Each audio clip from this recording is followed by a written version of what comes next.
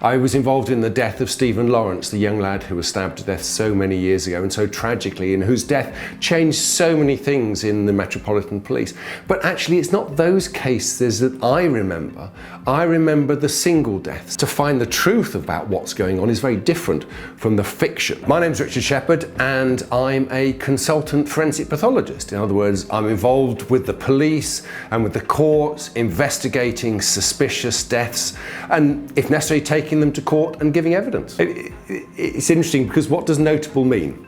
I worked on the death of Princess Diana, but I didn't actually do her post-mortem. But that was a really fascinating case. I was involved in the death of Stephen Lawrence, the young lad who was stabbed to death so many years ago and so tragically, and whose death changed so many things in the Metropolitan Police. But actually it's not those cases that I remember. I remember the single deaths, the death of an old lady who was strangled because somebody wanted 10 shillings, 50 pence, that they knew she kept for her coin meter for her gas.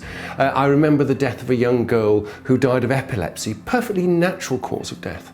But talking to her parents, and I talk about this in my first book, Unnatural Causes, her name was Alana, talking to her parents and explaining to them why and how Alana had died, helped them come to terms with her sudden and really unexpected death, and hopefully help them get on with the grieving process. So the deaths that people think I will be most excited and most interested about, yes, some of them really are absolutely fascinating, but it's often the small personal ones that are more important to me.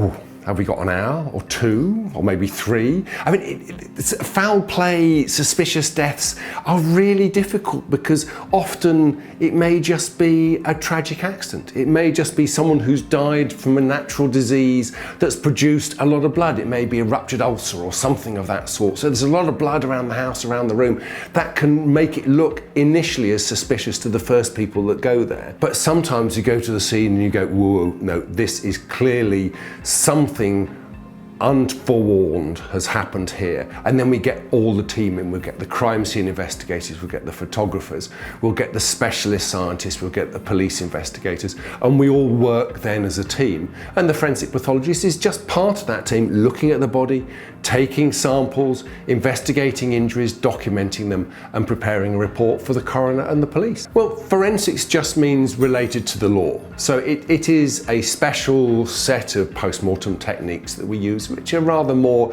extensive than would be used in a standard post-mortem case for the coroner. So we tend to have greater skills in dissection, we have greater skills in how we will take the examination further forward, often by looking at microscopic examinations of the tissues, see if that will tell us anything else. Toxicology, we can use what drugs, what alcohol are present in the system, but we can also use things like forensic botany. Is there pollen that might link that person or the perpetrator to the crime? Or there are other features that we can use, taking it these greater steps forward. So forensic in this context means a deeper dive, if you like, a deeper look, a deeper understanding into how that person eventually died. The biggest misconceptions are usually that I am silent witness.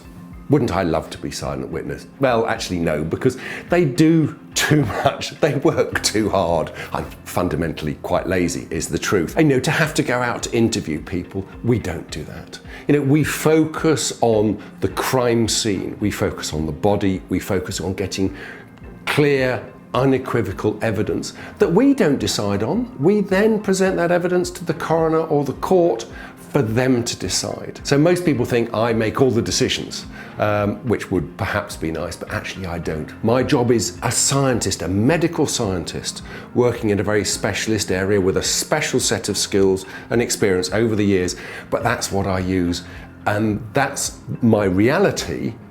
People think I can do so much more. Well, I think they're great in a way, but a lot of these things, silent witness, CSI and all these things, are not reality. They're telling a fictional tale, often a really interesting fictional tale, but they're telling a tale in 45 minutes or so. The documentaries I like better, and having just made a series for CBS, that's really important to me, to get the truth, to find the truth about what's going on is very different from the fiction.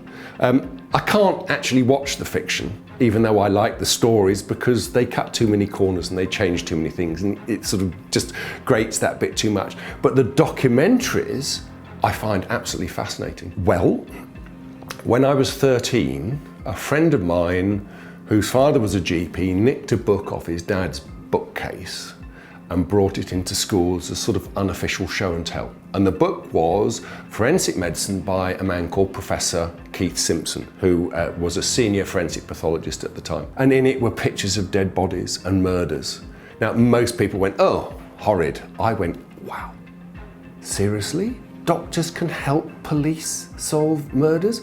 That's amazing. I really, really didn't know that they did so up to that point. The first 7 words in that book were what to do with a dead body, and I was hooked. It is really difficult to do so, but in fact, if you think about it, all doctors do so. The accident and emergency doctor, when a road traffic case comes through the door, they have to detach themselves and get on with treating that person to save their life. The surgeon who's operating on a brain tumour, or a person delivering a baby when the pregnancy and the delivery isn't going really well, they have to detach themselves. So it's a skill that we doctors have in whatever area of medicine we practice. The problem comes when you've done the job and you step back into real life.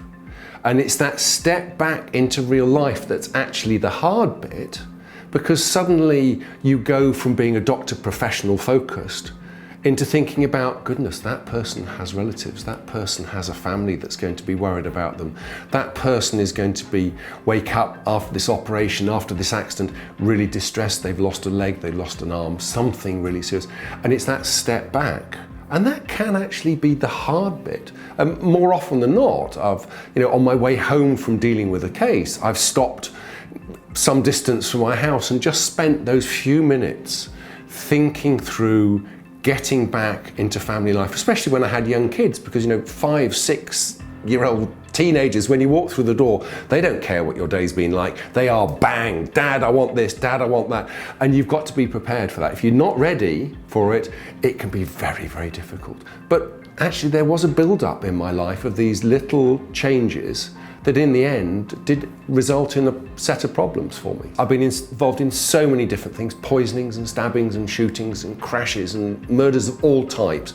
But I think the one that comes to mind is the death of a lady called Joy Gardner. Joy Gardner was an illegal immigrant who was going to be expelled from the country.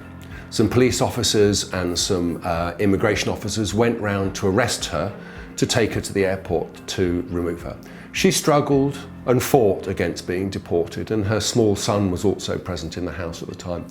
Whilst restraining her, they wound around her face 13 feet of 1-inch wide elastoplast tape, as a result of which she couldn't breathe and she suffered a cardiac arrest and eventually died in hospital. This was a huge, huge case that needed very, very careful investigation. And in the end, 3 police officers were charged with manslaughter, causing her death by what they had done. It was incredibly complex and incredibly important. In the end, we went to trial. In the end, the police officers were found actually not guilty. But what it did do is it showed me that the police didn't understand how to restrain people safely. And we can see it around the world. Floyd is the latest case in the States. These cases keep going on because people struggle and fight when the police try and hold them, and it's a real skill to restrain them carefully. So I thought then with Joy Gardner, I have got to show the police how restraint can be done carefully. So working with their training officers, working with people also involved in this, we took on some training, not actually of the junior police officers, but of the senior officers, and we taught them how they must teach their junior officers to restrain. Sadly, people do still die in those circumstances, but there are far fewer in England as a result of that training we gave. The one situation that really, really affected me was when I went to New York following the plane crashes and the bombings of 9/11. And I went there soon afterwards on the instructions of the government to see what was being done to identify and to recover the British fatalities from that event. Nearly 3,000 people died. I mean, destruction of 2 massive buildings and a huge destruction in the area. In a situation that had never been conceived in all my planning for mass disasters. I never thought of 2 planes crashing into adjacent buildings. So that, and watching my colleagues in America handling so many fatalities in such a high profile thing, that really did affect me. They did an absolutely brilliant job to the best of their ability. But you know, when those 2 buildings collapsed, the effects on the people who were inside them were horrendous.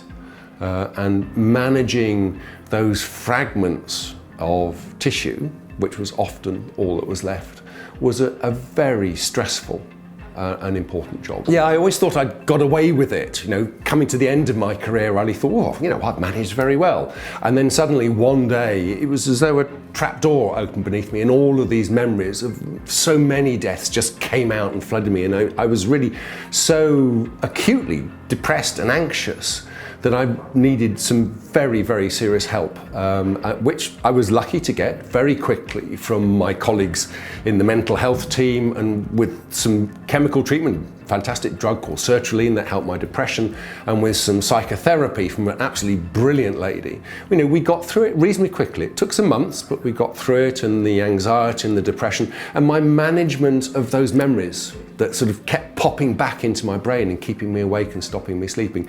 You know, managing those was really important. And fortunately, apart from that one event, nothing else has ever sort of intruded and changed my life on the mental health issue. So, you know, it was a traumatic feeling at that time, but really grateful for the mental health team who were able to take me through it and get me back on track.